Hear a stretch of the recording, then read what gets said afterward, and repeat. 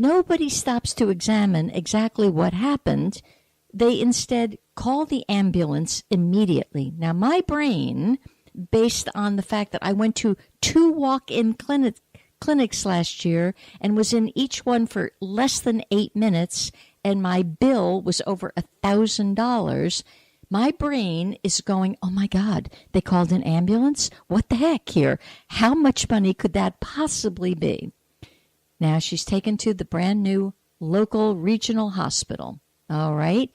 I don't know that anybody actually examined her. Certainly no doctor came forth, but there's a protocol. So they did the protocol. Well, by the time my girlfriend Denise got in there, about an hour after she was admitted, this dear woman is higher than a kite, completely like smashed out of her mind. Well, Denise just happens to be a very fine healer. She's a kinesiologist. She's into natural healing. So she says to the chief nurse, what the heck? What's happened here? What did you give my mother-in-law? Well, the protocol is we gave her morphine and then Prozac. And Denise was like, you did what? What if she's had an addiction to any of these things? Do you even know what's happened? Well, no, we don't. Well, Denise checked the dear lady out. The woman had a sprained ankle. Now, this struck a big nerve with my friend Denise, a very big nerve, because a couple of years ago, Denise's brother, a recovering addict, who had been clean for 7 months, and it was a great challenge to get there. But he had to then go to the hospital for some sort of kidney stone, get a kidney stone passed or removed or whatever. The hospital did not take into account his past drug issues and gave him narcotics. Immediately, he was rehooked, immediately. Within 1 week of getting out of the hospital, he found himself in a very weird, dangerous spot, bought some illegal drugs, and was dead within 24 hours. So you start connecting the dots, and you ask about the sanity or the insanity of what is happening in our medical system. I'll tell you what, this bottom lined it for me, because in this past November, I really was seriously injured in a fall, and I chose not to go to a hospital. I questioned that enormously over the months, and there were times when my head still throbbed, and I thought, geez, I wonder if I made a mistake by not going to a hospital. I'm sorry, hospitals. I got news for you. I am one gratitude-filled woman that I did not go to a hospital. I'm afraid to think what I possibly would have been exposed to and how difficult, if ever, you can get off the stuff. So I have, believe it or not, I have nothing against hospitals for the bulk of the population. But for those of us who are walking that very fine line of trying to take good care of ourselves, stay away from anything that is addictive and debilitating, you got to think long and hard. Because where was the accountability for this mother-in-law? How dare they put her on this strong of stuff for a sprained ankle? And, oh, P.S., they thought she had a heart attack. Well, she never lost consciousness. What has happened to common sense? Look, open your eyes, look. So I have been firmly reminding myself that divine order permeates all. And I'll tell you, I've been hanging on to that mantra for dear life, so that if you have to go to a hospital, okay, I understand it. Divine order permeates that. But do your best to take care of yourself and at least have a very strong advocate that if they're going to give you something, you ask and you know What is that? What are the side effects? What's it going to do for you? And is it going to mess with any stuff that you may already be on? So that's that about hospitals. Next thing, and this is astounding, and I've meant to mention this for the last 2 weeks running because it was something that occurred actually on Easter Sunday morning. Easter Sunday morning, I was very happily minding my own reality, cooking a little brunch for half of my family, for my son and my granddaughter. The other half was still up in Georgia. So I'm busy cooking away, and the phone rings, and ordinarily I wouldn't answer it if my family's there, just because it's not particularly polite, and I'm not addicted to my telephone. But it was a number that, I don't know, I could see, I didn't know it. I just had a sense of urgency about I should pick up. I picked up, and this lovely lady says, "Hello, is this Elaine Bartlett?" Mm-hmm. "Are you the Elaine Bartlett that possibly did consultations in Boca Raton 20 years ago?" "Mm-hmm. Yep, one and the same."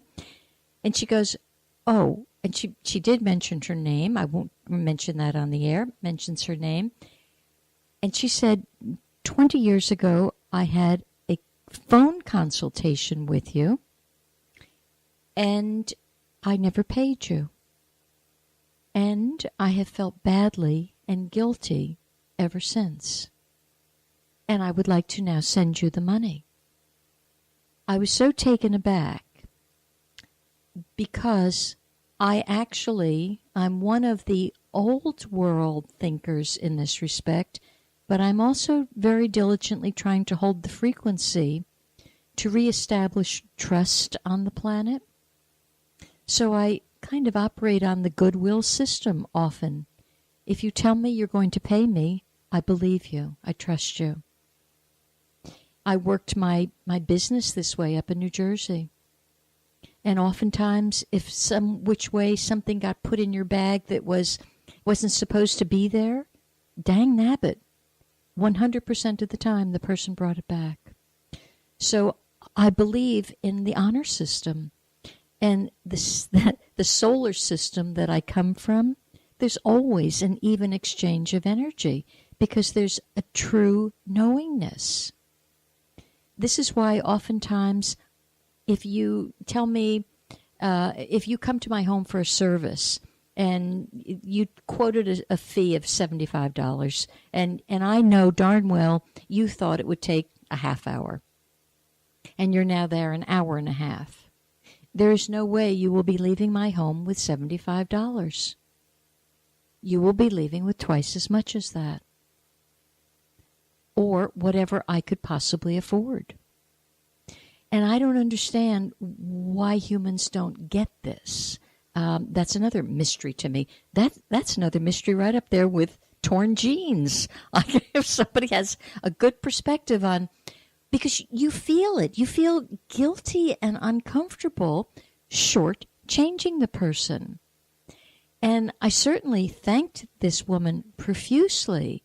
And I've thought about it on and off now for these few weeks, which I'm glad I can finally put it to bed today because I won't think about it anymore. But what this did to her unconsciously isn't good.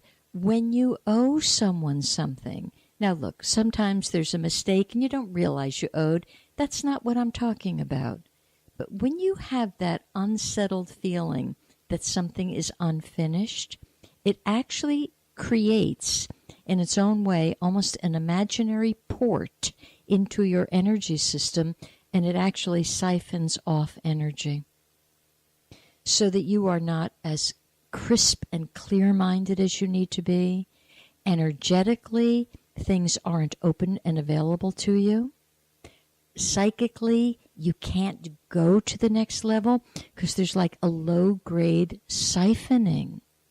So please, pay your debts.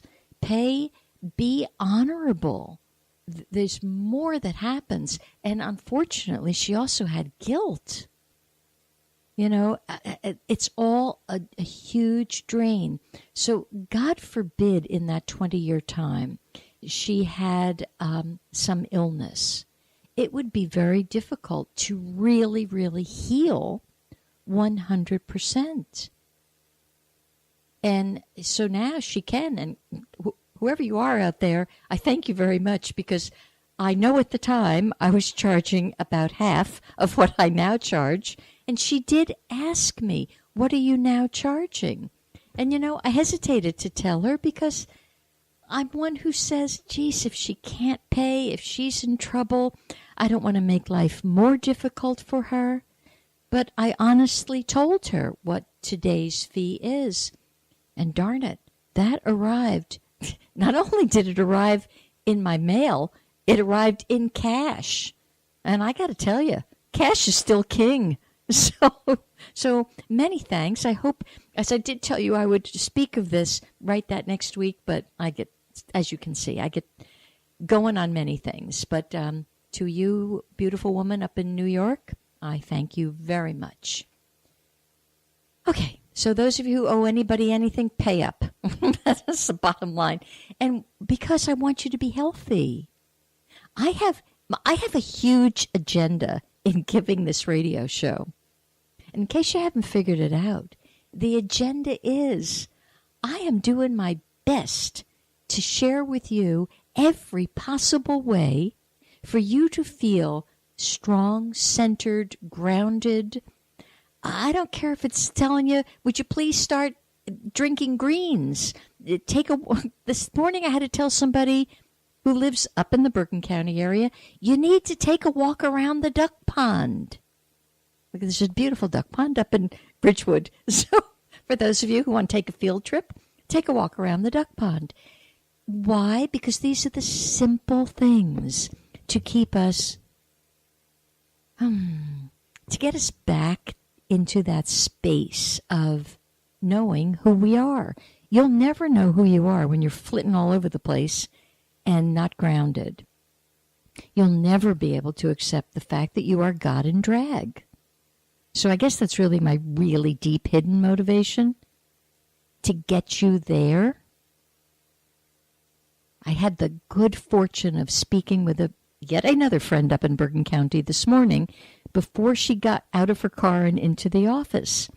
And she's very much on this same understanding wavelength as I am. And it is so comforting to know that where two are gathered and recognize that the me is false and there is only one. Man, this is huge. So lots of good stuff is happening. All right, now to get on, well, here's my number in case anybody wants to give me a different perspective on genes or anything else. 321-806-3159. And I'm giving out these numbers again, and I hope, Laurel, you're listening because you remind me to do this. And you can also contact me via Purple, that's the color purple, Portal, Portal 777 at gmail.com. Now, here's the next reason why you may want to really remain in touch with that Purple Portal 777 at gmail.com. Because today, once again, I'm going to suggest those of you that what I say resonates as far as the flying stars go, you need to send me your birth information. You need to send me $10, and I will do a printout of your 4 pillars and where you are in a 10-year cycle.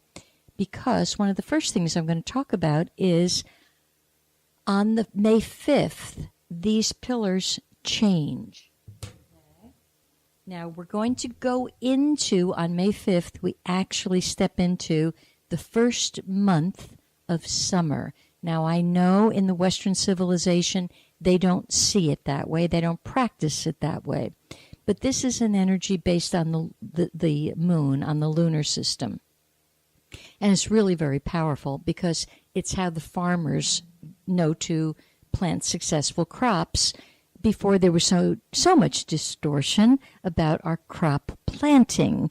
However, we will be getting back to the natural rhythm of things I trust sooner rather than later. So here we're going to be stepping into the first